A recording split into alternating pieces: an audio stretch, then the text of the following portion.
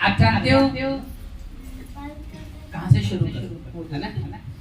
आज अभी हमारे पास बहुत काम है, लेकिन आज जो मैं कुछ कहूंगा उसको तुम ध्यान से सुनना। परमेश्वर का वचन आपसे क्या बात करना चाहते हो उसको ध्यान से सुनना। बाइबल बताती है जब सुलेमान को परमेश्वर ने बुद्धि दी थी तो उससे पहले उसने क्या किया था? मुझे तुम में से एक भी बता दो। जब परमेश्वर ने सुलेमान को बुद्धि दी थी तो उससे पहले क्या किया था परमेश्वर को? सुलेमान ने क्या किया था? क्या चढ़ाई थी? बाइबल बताते हैं जब सुलेमान को परमेश्वर ने बुद्धि दी थी तो एक रात पहले उसने 1000 परमेश्वर के सामने क्या चढ़ाई थी? भेंट। बुद्धि पाने से पहले सुलेमान कहाँ गया? पहाड़ों पे गया। वेदी के सामने क्या चढ़ाई? भेंट चढ़ाई। भेड़, बकरी, बैल सब कुछ परमेश्वर को कुर्बान करके सो गया। और परमेश्वर उसी रात उसी दिन परमेश्वर ने उसको दर्शन दिया और परमेश्वर ने उसको बुद्धि दी, उसको आशीषित राजा किया। क्यों? उसने भेंट चढ़ाई थी। जिन लोगों को बीज बोने का सीक्रेट पता है वो कभी हारते नहीं।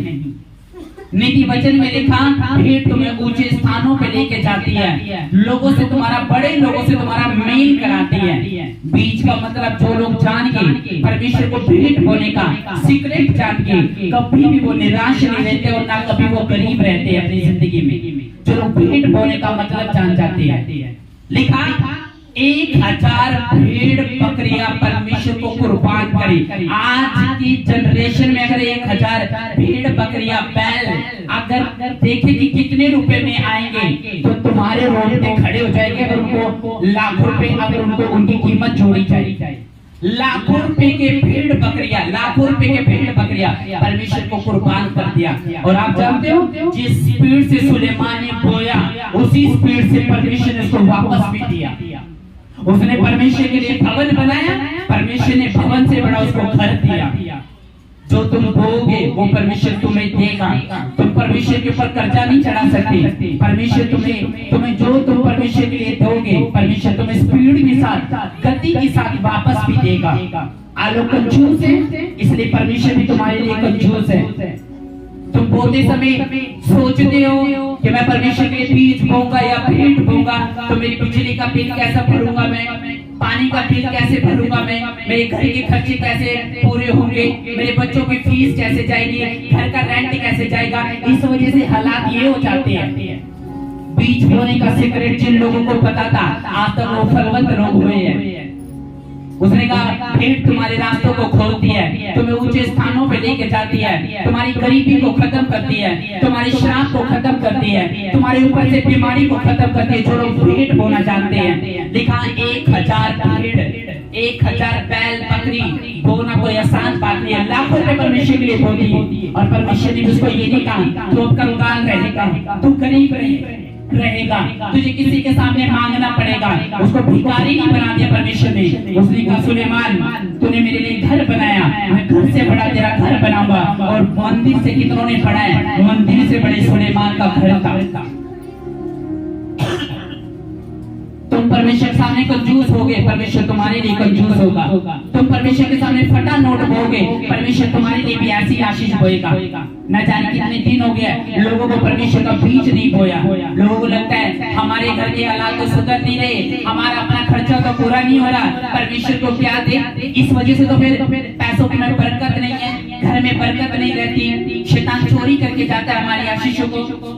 फिर परस चोरी हो रही है, हमारे पैसे चोरी हो रहे हैं, हमारे पैसे दवाइयों में लग रहे हैं, मेडिसिन में लग रहे हैं, पैसे गिर जाते हैं क्योंकि हम सब जगह बो देते हैं लेकिन परमेश्वर के राज्य में नहीं बोते, परमेश्वर के घर में नहीं बोते। पार्टियों में पैसे दे लेंगे, घर मिठाइयों में बांट देंगे, कपड़ों में बांट देंगे, लंगरों में बांट देंगे, चैरिटी में बांट देंगे, लेकिन परमेश्वर के घर में नहीं देंगे। चाहे परमेश्वर के दरवाजे टूटे हो, घर टूटे हो, दरिया ना हो, कुर्सियां ना हो, लेकिन अपना प्रबंध पूरा होना चाहिए। इस वजह से फिर हमारे हालात ऐसे हो जाते हैं। परमेश्वर का किसी भी चीज में फेवर नहीं आता, ना घर बनाने में फेवर आता है, ना बिजनेस करने में फेवर आता है, ना परिवार में फेवर आता है। क्यों? क्योंकि परमेश्वर के लिए देते नहीं, कंजूस बन जाते हैं। एक होता है कंजूस जो चाय पीता है और एक होता है महाकंजूस, अगर चाय में मक्खी भी गिर गई तो मक्खी भी निकालेगा और चाय पी जाएगा। हम आज महाकंजूस बन चुके हैं, लालची बन चुके हैं, परमेश्वर को लूट रहे हैं और हम अपनी जिंदगी में एक निराश है। इस वजह से हमारे काम नहीं खुलते, क्योंकि जो हम मेहनत करते हैं परमेश्वर को एक बीज भी नहीं देते कि खुदा के घर में जाए और सारे पर्पस पूरे हो। सुलेमान ने 1000 भेड़ बकरियां परमेश्वर के लिए बो दी, तुम क्या बोगे? तुम्हें क्या पता बीज क्या करता है? तुम्हें फलवंत करता है, ऊंचे स्थानों में लेके जाता है, तुम्हारी बरकतों को बना के रखता है। जब तुम बीज बोते तुम्हारे पैसे दवाइयों में नहीं लगते, मेडिसिन में नहीं लगते, पुलिस में नहीं लगते, कोर्ट कचहरियों में नहीं लगते, रिपोर्टों में नहीं लगते। आज जब बीज बोते हुए सोचते हैं कि हाय मेरी सैलरी तो इतनी, अगर मैं बोऊंगा तो मेरा घर का बिजली का बिल कैसे जाएगा, मेरे बच्चे क्या खाएंगे, राशन कौन लेके आएगा, पास्टर थोड़ा मेरे घर में राशन लेके जाएगा। लेकिन तुम्हें नहीं पता बीज बोने का मतलब क्या है। तुम हजारों में बीज बोते हो, लाखों में परमेश्वर तुम्हें वापस देता है यीशु मसीह के नाम में। तुम देख के देखो परमेश्वर तुम्हें रिटर्न में वापस क्या देता है। ग्रेविटी का मतलब पता है ना, स्पीड से बोगे स्पीड से आएगा। हम बोते समय क्या देखते हैं, हम एक फटा नोट बो देते हैं, जब हमारी सैलरी आती है हम भूल जाते हैं परमेश्वर को भी इसमें से देना है। इस वजह से फिर हालात ऐसे हो जाते हैं, फिर कहीं से फेवर नहीं आ रहा होता है, पैसे कट रहे होते हैं, मेडिसिन में लग रहे होते हैं, दवाइयों में लग रहे होते हैं, सारा पैसा पता नहीं। वो लोग बोलते मेरी बरकत कहाँ गई, मेरी फटी थैली से पैसे निकल रहे कहाँ गया? तो उससे पूछ कितने दिन हो गए परमेश्वर के लिए बीज ना दिए हुए। परमेश्वर का राज्य सुहाग, घर उजड़ा हुआ पड़ा है लेकिन तेरे घर में टाइलें लगी हुई है, एसी लगा हुआ है, कमरे इतने बना दिया, लाखों रुपए तूने अपने घर लगा दिया, लेकिन कभी परमेश्वर के घर में गौर किया क्या क्या चीज की कटी है? तो 1000 पे बहुत ओवर होता है, लेकिन तो अपने बच्चों को जब तुम्हें कार दिलानी होती है, बाइक दिलानी होती है, सब चीजें दिलानी होती है, जो बिल्कुल प्रॉब्लम नहीं था, हजारों करोड़ लाखों रुपए ऐसे ही चले जाते, लेकिन प्रभु के लिए बीज नहीं बोते। और इसलिए फिर हमें आशीषें भी ऐसी मिलती है, फटी आशीषें मिलती है, निराश वाली आशीषें मिलती है। फिर बोलते हैं परमेश्वर में तो तेरे घर में भी गया था, सब कुछ किया, चर्च भी जाता हूँ, संडे को जाता हूँ, प्रार्थना भी करता हूँ, मेरे बच्चे भी होली स्पिरिट से भरते हैं, लेकिन फिर मेरे काम पे भी फलवंत हो रहे। तो अपने दिल से पूछ, क्या परमेश्वर ने बीज बोया? दिल से पूछ, क्या तूने दिहाड़ी करे हो परमेश्वर का कि ये तेरा हिस्सा है? हम कंजूस है इसलिए परमेश्वर कंजूस है। वो 2 मिनट में आपको धूल से महल दिखा सकता है और महल से धूल पे ला सकता है। अगर अपने स्थानों को चौड़ा करना है, घर के ऊपर फेवर देखना है, फाइनेंस के ऊपर फेवर देखना है, अपने कर्जों से आजाद होना है, तो परमेश्वर ने बीज बो के देखो। मैं तुम्हें सच बता रहा हूँ, जो बीज बोते हैं उनके हाथ कभी नीचे नहीं रहते, हमेशा ऊंचे होते हैं यीशु मसीह के नाम में। अगर छोटी सी लड़कियों को जो कमा भी नहीं रही, प्रभु से इतना प्यार करती है, अगर ये कमाने लग जाए तो तुमसे ज्यादा बीज बोने वाली बनेगी। मैं आपको सच बता रहा हूँ। लोग गुल्लक के फोड़ के परमेश्वर को देते, कहते हैं प्रभु के घर में किसी भी चीज की घटी नहीं होनी चाहिए। लेकिन अपने घर में हमने टाइलें भी लगानी है, एसी भी लगाना है, कमरे ऊपर भी चढ़ाने हैं, हमने 2 घर भी खरीदने, जमीन भी खरीदनी, सब चीजें खरीदने, लेकिन परमेश्वर का घर उजड़ते हो हमें क्या लेना? कौन सा हमारा अपना घर है? और फिर बाद में पता चलता है हाँ जी मेरे तो लाखों रुपए दे दिए, ऐसे ही चला गया, मेरे तो मेडिसिन पे लग गया, मेरे तो रिपोर्टों में लग गया, हॉस्पिटलों में चला गया। क्यों गया? पूछा। मेरे तो पैसे चोरी हो गए, सोने की चैन चोरी हो गई, जो मैं तो जा रही थी, मेरा बच्चे का एक्सीडेंट हो गया, मेरी कार में ये हो गया। क्यों? फेवर नहीं आता ना जब परमेश्वर का, तो ऐसे ही रहता है जिंदगी।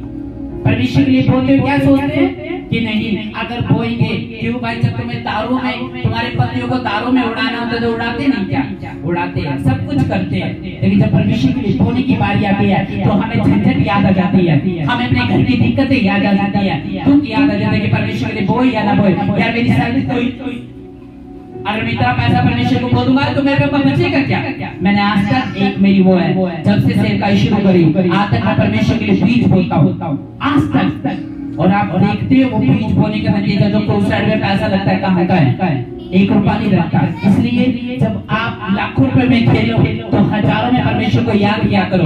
फिर ऐसा ना बाद में परमेश्वर मेरे ऊपर शराब क्यों है, परमेश्वर मेरी आशीषें क्यों नहीं खुलती, परमेश्वर में जो काम करना चाहते हो रिजेक्ट होते हैं, कहीं मेरा काम नहीं बनता, मेरा बॉस मेरी सैलरी नहीं बढ़ाता, परमेश्वर कोई मेरी प्रमोशन नहीं हो रही, क्या हो रहा है? तुमने बीज बोया, सारी चीजों में तुम वफादार हो, लेकिन बीच में तुम कंजूस बन जाते हो। पैसे को देखकर दुष्ट आत्मा तुम्हारे ऊपर लालच का आ जाता है कि नहीं परमेश्वर के राज्य में वो क्या करेगा? अपने बच्चों की फीस भरनी है, प्राइवेट स्कूल का खर्चा दे, तुझे बिजली का बिल भरना है, रेंट देना है, राशन लेके आना है, क्या करेगा? बीच बोल के शैतान यही बात तुम्हारे दिल में डालता है और इस वजह से तुम बोल नहीं पाते और हालात फिर ये हो जाती है, फिर जिंदगी में कुछ नहीं रहती, निराशा रहती है। कहते परमेश्वर तू बीमारी से भी बचा रहा है, सब चीजों से बचा, लेकिन मेरे घर में आज तक मैं गरीब क्यों? मांगना क्यों पड़ रहा है? किसी से तेल मांगना पड़ रहा है, भिखारियों की तरह परमेश्वर से क्यों? पैसे नहीं बचता। परमेश्वर कहता तो सब चीजों में वफादार है, लेकिन बीज जब तेरे हाथ में होता है तो तुझे और तेरे पति दोनों को लालच आ जाता है और जानबूझ के तुम बोते नहीं। अरे बीज बोना सीख जाओ। मैं तुम्हें एक बात बता रहा हूँ, धरती के ऊपर कभी परमेश्वर तुम्हें भूखा मरने नहीं देगा, ना तुम्हारे हाथ किसी और दूसरे के सामने फैलने देगा। तुम्हारे घर में, तुम्हारे तंबू में, तुम्हारे पंडालों में, तुम्हारे घर में वो चीज रखी होगी जो तुम्हारे पड़ोसियों के घर में नहीं होगी। यीशु मसीह के नाम में तुम्हारे पड़ोसी के घर में अगर एलसीडी नहीं होगी, बीच पर देखना एलसीडी तुम्हारे घर में मिलेगी यीशु मसीह के नाम में।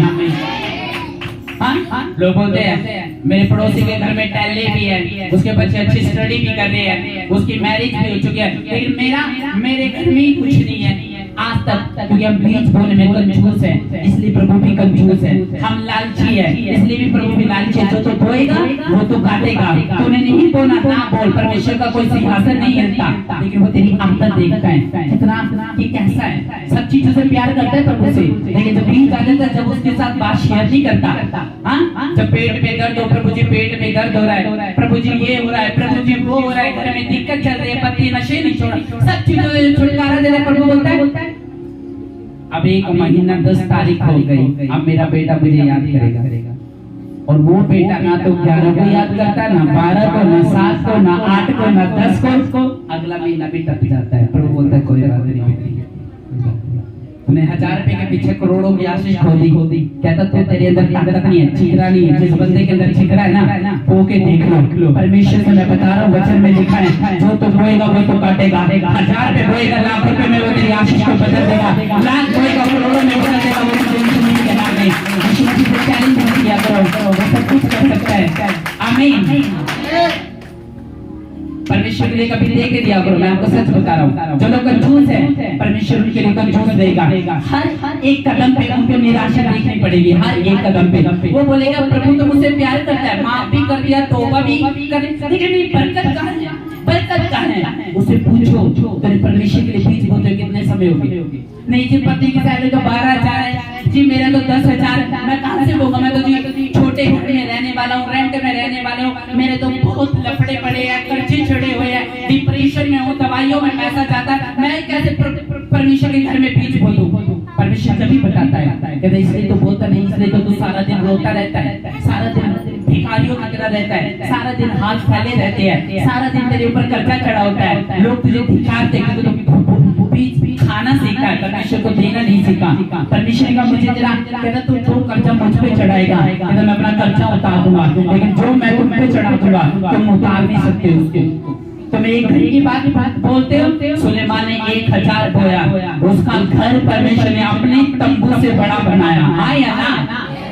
अपने घर से बड़ा उसका घर बनाया परमेश्वर ने। उसने उसके लिए भवन बना दिया, प्रभु मैं तेरे लिए भवन बना दिया। उसने कहा सुलेमान मेरे ऊपर उपकार करने की जरूरत नहीं है, तूने मुझे मंदिर बनाया मेरे लिए, भवन बनाया मेरे लिए, मैं तेरे लिए घर बनाऊंगा और मेरे मंदिर से बड़ा तेरा घर होगा।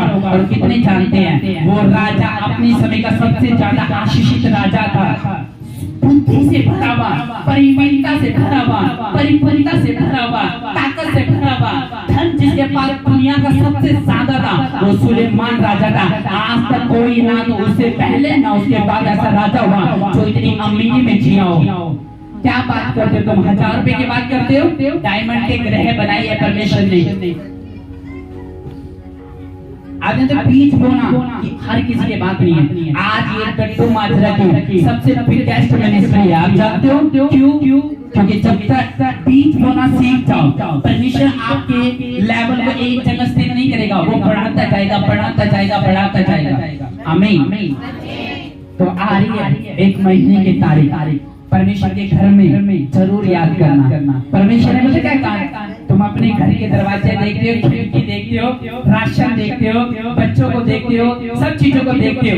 हाँ, प्यार तुम अपने पति से ज्यादा मुझे करते हो, बच्चों से ज्यादा मुझे करते हो, फाइनेंस से ज्यादा, सब चीजों से ज्यादा मुझे करते हो। लेकिन एक महीने 10 तारीख को क्या हो जाता है तुम्हारे दिल में? तुम्हारे एक महीने की 10 तारीख को हमारे अंदर आके बैठ जाती है। नहीं, तो बीच नहीं बोलना। सिगरेट का खर्चा कहाँ जाएगा, बेटी का खर्चा कहाँ जाएगा, 100 रुपए का खर्चा कहाँ जाएगा, हाँ, चिलम का खर्चा कहाँ जाएगा, भोके का खर्चा कहाँ जाएगा, सब जगह दे रहे, सब जगह। डॉक्टर के पास जाना है, डॉक्टर के पास जा, 1000 का फीस मांगेगा, दे दे, पैसा बहुत है। लेकिन प्रभु के घर में मत देना, प्रभु के घर में देना व्यर्थ है, बाकी सब जगह देना। तांत्रिकों को दे दे हजारों रुपए, बाबाओं को दे दे हजारों रुपए, लोगों को दे दे, चैरिटी कर ले, कपड़े बांट दे, सब काउंसलिंग के लिए पैसा भेज दे, सब जगह कपड़े दे दे। लेकिन जहाँ पे जरूरत है परमेश्वर के घर में, वहाँ मत देना, क्योंकि प्रभु वापस नहीं देने वाला। तो उसको कर्जा देके वो वापस नहीं देगा, उसको भरोसा मत रख। किसी ने क्या देखा, परमेश्वर जीवित है भी या नहीं। लेकिन एक बात याद रखना, जो उसके वचन पे विश्वास करते हैं, आज तुम 100 रुपए की आशीष से जी रहे हो, 1000 रुपए की आशीष से जी रहे हो, तो के देखना परमेश्वर के लिए। मैं तुम्हें सच बता रहा हूँ, 2023 सबसे बेस्ट साल होगा तुम्हारे लिए। ईश्वर के ये भविष्यवाणी है, आप सबसे बड़े लाखों में करोड़ों लोग आमीन। परमेश्वर तुम्हें मजदूर से ठेकेदार बनाना चाहता है, लेकिन तुम मजदूरी रहना चाहते हो। झाड़ू पोछे से परमेश्वर तुम्हें पीएन का काम देना चाहता है, लेकिन तुम झाड़ू पोछे में खुश है तो खुश रहो। परमेश्वर तुम्हें कुछ अच्छा देना चाहता है। परमेश्वर चाहता है कि मेरा बच्चा गरीबी से निकले, मेरे बच्चे के ऊपर फेवर मेरा आए, इसको मैं, इसके बच्चे को मैं जॉब लगाऊं, इसको सब कुछ करूं, इसके पैसे चोरी ना हो, एक्सीडेंट में इसके बच्चों को मैं बचाऊं। लेकिन हम कठोर बन जाते हैं और परमेश्वर भी कठोर रहता है। परमेश्वर अपने घर का प्रबंध तो कर लेगा, लेकिन तुम्हारा प्रबंध कैसा होगा? इसलिए परमेश्वर ने बोलना सीख जाएगा। अपने हाथों को उठाओ, जो लोग सच में इस महीने खुदा के घर में अपना जरूर पहुंचाना।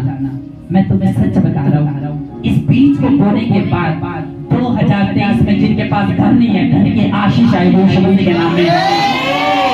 जो काम कभी नहीं खुला था वो फलवंत होगा यीशु मसीह के सामर्थ्य के नाम में। आपके ऊपर जो कर्ज था, कर्जे का वो खत्म होगा 2023 में यीशु मसीह के सामर्थ्य के नाम में। आप छुट्टी से महल को देखोगे यीशु मसीह के सामर्थ्य के नाम में।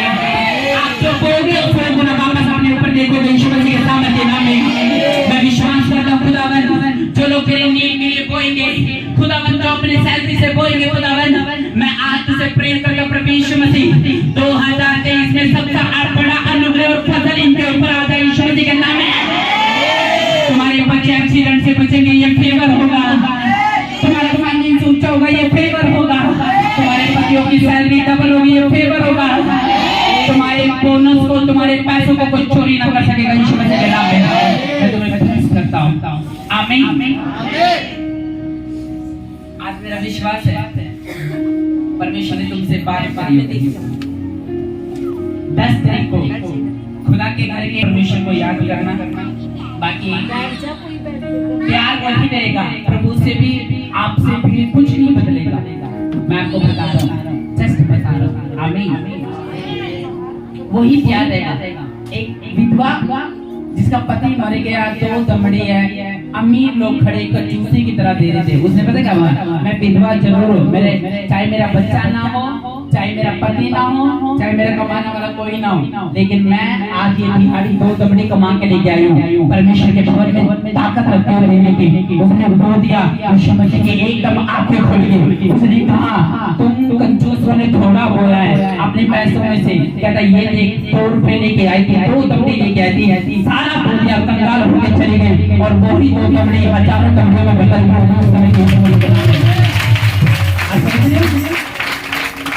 परमेश्वर ने जब नहीं देखा, जब अमीर लोग बोल रहे थे, परमेश्वर ने जब देखा, जब उस विधवा ने बोया। इसका मतलब प्रभु जब आपको देखे, जब आप अपनी घटी में बोलते हो, लोग बोलते हैं जब मेरी सरकारी नौकरी लग जाएगी तब दे दूंगी, जब मुझे आने लगेगी कहीं से तब दे दूंगी।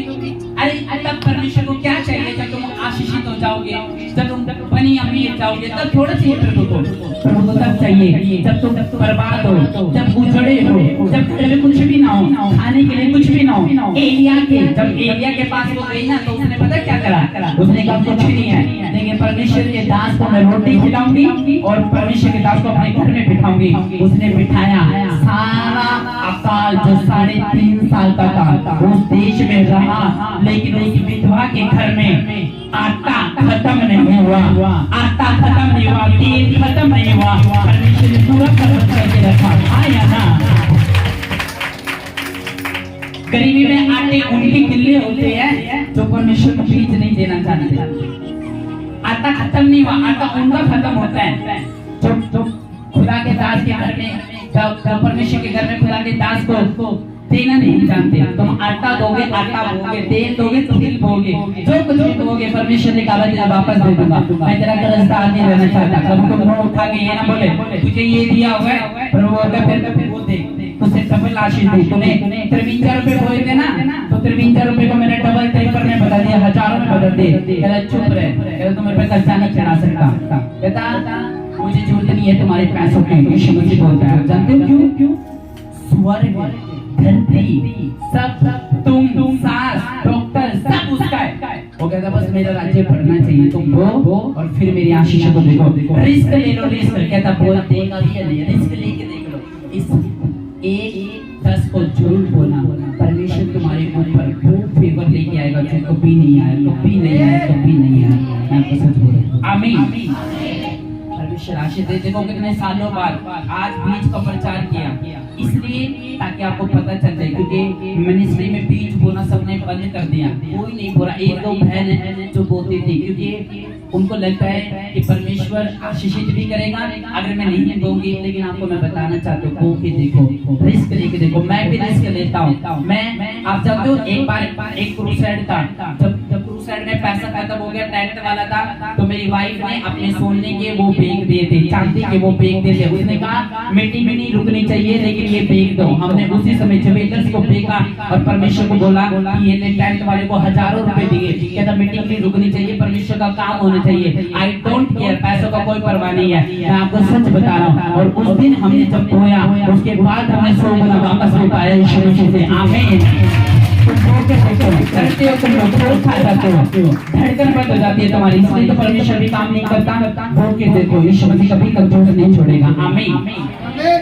आप निकालो फटाफट जो तुम्हारे लिए मैसेज था, ये बीज था। लूका 17, छोटा बच्चा होगा।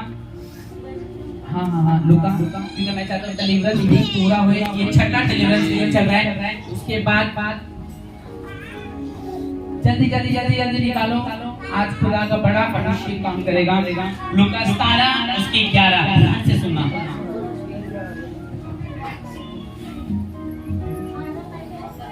मेरा विश्वास है जो आज का वचन सुनेंगे वो ब्लेस हो जाएंगे। ऐसा हुआ कि मैं यरूशलेम में जाते हुए सामरिया और गलील के बीच में होकर जा रहा था। किसी गांव में प्रवेश करते समय उसे 10 कोढ़ी मिली। उन्होंने दूर खड़े होकर ऊंचे शब्द से कहा, हे यीशु, हे स्वामी, हम पर दया कर। उसने उन्हें देखकर कहा, जाओ अपने आप को याजक को दिखाओ। और जाते जाते वे शुद्ध हो गए। तब उनमें से एक, यह देखकर मैं चंगा हो गया हूँ, ऊंचे शब्द से परमेश्वर की बड़ाई करता हुआ लौटा। सब कहे आमीन। बार उठो मत, आप लोग वचन सुनो। मैं आपको सच बता रहा हूँ, है ना? सब बोलो आमीन। अब ध्यान से वचन सुना, जो परमेश्वर मैसेज आपको देना चाहता है आज के, क्योंकि छठा डिलीवरेंस वीक है, अगला 7वां है, उसके बाद खत्म। अगला 7वां है, इसका मतलब लास्ट छुटकारे की आराधना और प्रार्थना में जरूर बनना, क्योंकि उस दिन आपको अनॉइंटिंग ऑयल दिया जाएगा। अगले संडे बड़ा फेवर आएगा, प्रेयर होगी। और आज भी हम घंटों की उपस्थिति से आए हैं। आप जानते हो ऐसे नहीं आए मुंह चक के, बहुत ज्यादा घंटे देने के बाद यहाँ पे आए हैं। विश्वास करना, परमेश्वर का आत्मा काम करेगा। उसमें लिखा 10 कोढ़ी, लेकिन प्रभु यीशु मसीह के पास आए। सुनो मेरी बात ध्यान से, इधर देखो, सारे इधर देखो। 10 कोढ़ी प्रभु यीशु मसीह के पास आए, क्योंकि यीशु मसीह उस समय से रास्ते में जा रहे थे। और रास्ते में जाते जाते यीशु मसीह को 10 कोढ़ी मिले, जिनके शरीर पे कोढ़ था, जिनकी चमड़ी पे रोग था, लेकिन यीशु मसीह को मिले। एक मिनट वीडियो बंद करो। अरे ये लिखा जब प्रभु यीशु मसीह के पास 10 कोढ़ी आए, वो 10 कोढ़ी यीशु मसीह के पास आए, परमेश्वर के सामने हाथ जोड़ने लगे, यीशु मसीह से कहा हमें चंगा कर दे। और परमेश्वर ने कहा जाओ अपने आप को याजक को दिखाओ। 10 कोढ़ी यानी बाइबल ये बताती है कोढ़ एक चमड़ी का रोग था जो एक बार व्यक्ति को हो जाता था, उसकी सारी जिंदगी बर्बाद हो जाती थी, उसकी सारी लाइफ खराब हो जाती थी, उसको समाज से निकाल दिया जाता था, परिवार से निकाल दिया जाता था, अपनी जाति से निकाल दिया जाता था। लेकिन 10 कोढ़ियों को निकाल दिया गया अपने परिवार से। याजक बाइबल में लिखा, उसने कहा जा अपने आप को याजक को दिखा। याजक कौन था? बाइबल में लिखा उस समय जो देश से निकाले जाते थे तो पहले अपने आप को याजक को चेक कराते थे। याजक जब उनको ये बता देता था कि इनको निकाल दिया जाए क्योंकि इनको असली में कोढ़ है, तो उनको समाज से दूर कर दिया जाता था, देश से दूर कर दिया जाता था, मोहल्ले से दूर कर दिया जाता था, यहाँ तक कि खुद के परिवार से दूर कर दिया जाता था। और बाइबल बताती है 10 लोग कहाँ थे? जंगल में थे। रात इनकी वहीं गुजरती थी, दिन इनका वहीं गुजरता था, और लिखा ये अपनी बीमारी से एक बेइज्जती को लेकर जूझ रहे थे। लिखा प्रभु यीशु मसीह उधर से गए, और बाइबल में लिखा जब इनको पता चला कि यीशु मसीह उधर से जा रहे हैं, यीशु मसीह के पास गए, यीशु मसीह के पास खड़े हुए और यीशु मसीह को बोला कि हमें चंगा कर, हमें कोढ़ की बीमारी है। जब एक व्यक्ति को बीमारी होती थी, बाइबल में लिखा उन्होंने वैद्यों के पास गए होंगे, डॉक्टरों के पास गए होंगे, लेकिन उस समय में उनका कोई इलाज नहीं था। लेकिन उनको इजाजत नहीं थी कि वो अपने परिवार के साथ रह सके, अपने बच्चों के साथ रह सके, प्रधानों के साथ रह सके, या अपनी कॉलोनी में जाके रह सके, क्योंकि कोढ़ का रोग ऐसा रोग था जो बंदा उसको समझता था। उस दिन बाइबल में लिखा वो 10 कोढ़ियों को उधर से निकाल दिया गया और उनको समाज से अलग कर दिया गया। कोढ़ एक चमड़ी का रोग था, जिसको होता था उसकी हालत खराब होती थी, उसको घर में जाने की इजाजत नहीं थी। बाइबल में लिखा जिस व्यक्ति को कोढ़ होता था, बाइबल में लिखा उस पुराने समय में यहोवा परमेश्वर के समय में उनको निकाल दिया जाता था, क्योंकि यहोवा परमेश्वर ने ये कहा था कि जो ये बीमारी है ये एक छुआछूत की बीमारी है, और मेडिकल भी इसी बात को मानते हैं कि जो कोढ़ की बीमारी है वो छुआछूत की बीमारी है। एक रोग से एक बंदे से दूसरे बंदे को लगती है और दूसरे से तीसरे को लगती है। इसलिए यहोवा परमेश्वर ने कहा था कि याजक ये इस बात के ऊपर निर्भर करेगा कि जो याजक बोल देगा कि ये बंदा कोढ़ी है, उसको समाज से निकाल दिया जाए ताकि दूसरा व्यक्ति कोढ़ी से श्रापित न हो।